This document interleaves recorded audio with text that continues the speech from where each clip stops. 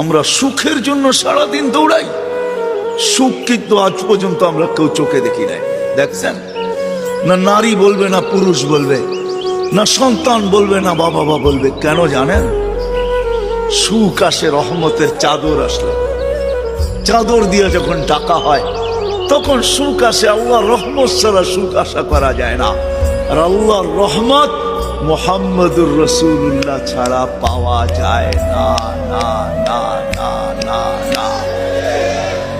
যদি বলেন প্রমাণ, আল্লাহ ইঙ্গিত দিছেন, আমার বন্ধুর উপরে একবার তুই দুরূদ পড়বি, দুরূদ ওই ব্যক্তি পড়তে পারে যে আল্লাহর রসুলকে ভালোবাসে, মহাব্বত করে, আল্লাহর রসুলকে অনুকরণ করে ওই দুরূদ পড়তে পারে।